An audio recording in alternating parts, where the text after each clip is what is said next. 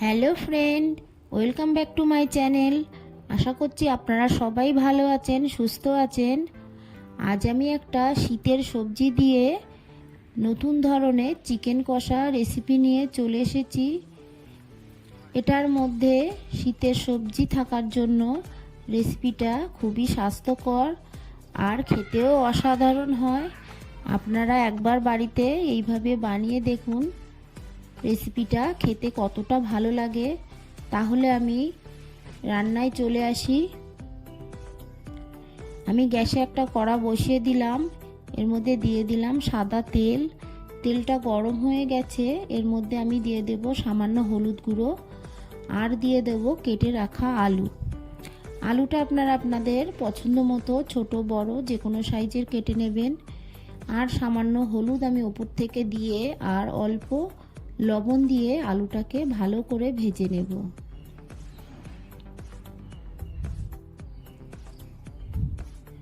দেখুন আলুটা খুব ভালো করে আমি ভেজে নিয়েছি, এবার তুলে নেব। এই তেলের মধ্যে আমি আগে থেকে কেটে রাখা বিনস আর গাজর দিয়ে দিলাম।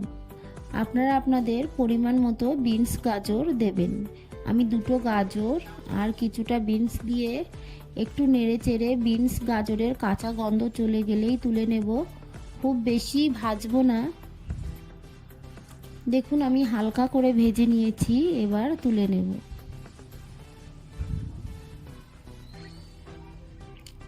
সবগুলো আমি তুলে নিলাম। এর মধ্যে আমি আরও একটু সাদা তেল দিয়ে দিলাম। এবার এর মধ্যে এলাচ, দারচিনি, লবঙ্গ দিলাম। দিয়ে দিলাম দুটো শুকনো লঙ্কা, দুটো তেজপাতা আর দিয়ে দেব অল্প জয়িত্রী। এবার ফোড়নটাকে কয়েক সেকেন্ড নেড়ে চেড়ে ভেজে নেব। ফোড়নটা ভাজা হয়ে গেছে, এবার এর মধ্যে কেটে রাখা পেঁয়াজ আমি দিয়ে দিলাম। দুটো মিডিয়াম সাইজের পেঁয়াজ আমি কুচিয়ে এর মধ্যে দিয়ে দিলাম। পেঁয়াজটাকে নেড়ে চেড়ে একটু ভেজে নেব। দেখুন ভেজে নিয়েছি। এবার এর মধ্যে আদা, রসুন আর একটা ছোট পেঁয়াজ আমি মিক্সিতে পেস্ট করে নিয়েছি, এটা দিয়ে দিলাম। আর মিক্সির বাটি ধোয়া জল আমি এর মধ্যে অল্প দিয়ে দিলাম।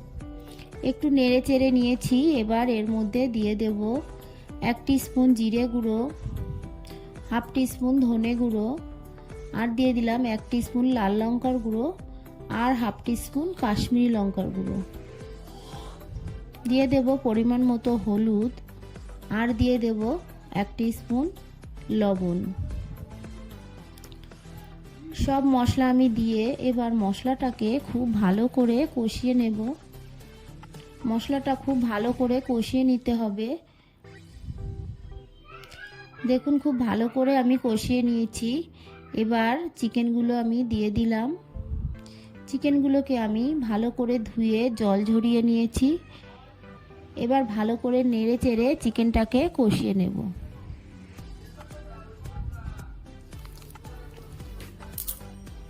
চিকেনটাকে আমি কিছুক্ষণ কষিয়ে নিয়ে এর মধ্যে একটা ক্যাপসিকাম আমি দিয়ে দিলাম।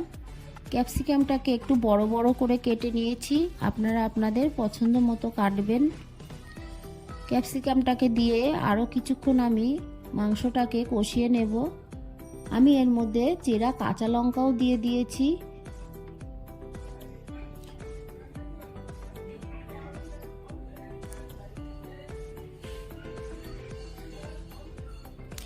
কাঁচা লঙ্কাটা আপনারা আপনাদের পরিমাণ মতো দেবেন। এবার কিছুক্ষণ আমি ভালো করে কষিয়ে নিয়ে আগে থেকে ভেজে নেওয়া বিনস গাজর আমি দিয়ে দিলাম। দিয়ে মাংসটাকে আবারও কিছুক্ষণ ভালো করে কষিয়ে নেব। মাংসটা ভালো করে যতই কষে নেব মাংসটা খেতে ততটাই ভালো হবে। ভালো করে কষিয়ে নিয়ে এবার এর মধ্যে দিয়ে দিলাম কুচানো ধনে পাতা। ধনে পাতাটাকে দিয়ে আবারও একটু নেড়ে চেড়ে নেব।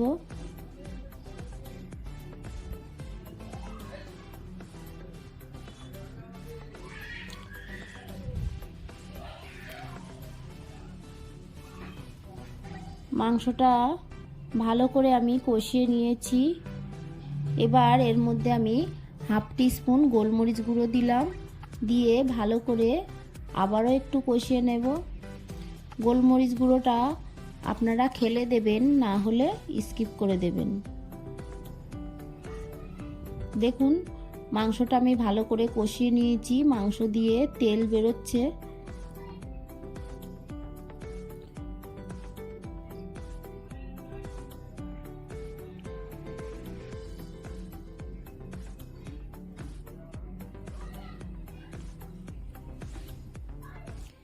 ভালো করে কষিয়ে নিয়ে এবার এর মধ্যে দিয়ে দেব পরিমাণ মতো জল।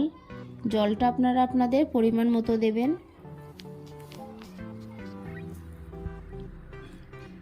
এবার আমি ভালো করে ফুটতে দেব। এর মধ্যে আরও 1 টিস্পুন আমি লবণ দিয়ে দিলাম। দেখুন মাংসটা ফুটে উঠেছে। এবার ভেজে রাখা আলুটা দিয়ে দিলাম, দিয়ে এবার কয়েক মিনিট আমি ভালো করে ফুটিয়ে নেব। কয়েক মিনিট পর আমি আরও একটু নেড়ে চেড়ে দেব।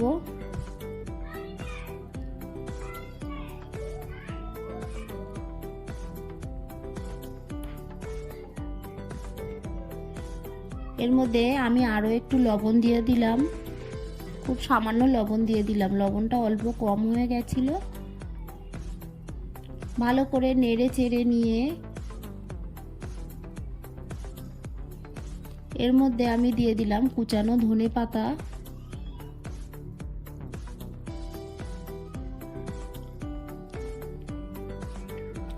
এবার দিয়ে দেব সানরাইজের শাহি গরম মশলা। রান্নাটা আমার হয়ে গেছে। গরম মশলাটাকে দিয়ে আর 1 মিনিট মতো আমি রান্নাটা করে নেব, আর বেশিক্ষণ ফোটাবো না। মাংসটার কালার দেখেই তো আপনারা বুঝতে পারছেন মাংসটা খেতে কতটা ভালো হবে। আমার এই রেসিপি আপনাদের ভালো লাগলে প্লিজ আমার চ্যানেলটি সাবস্ক্রাইব করবেন আর পাশে থাকা বেল আইকনটি ক্লিক করে দেবেন, তাহলে আমার নতুন নতুন ভিডিও নোটিফিকেশান আপনাদের কাছে সবার আগে পৌঁছে যাবে। আর একটা লাইক কমেন্ট শেয়ার করতে ভুলবেন না। পুরো ভিডিওটা দেখার জন্য সবাইকে জানাই অসংখ্য ধন্যবাদ। ভালো থাকবেন, সুস্থ থাকবেন। আবার দেখা হবে পরের ভিডিও।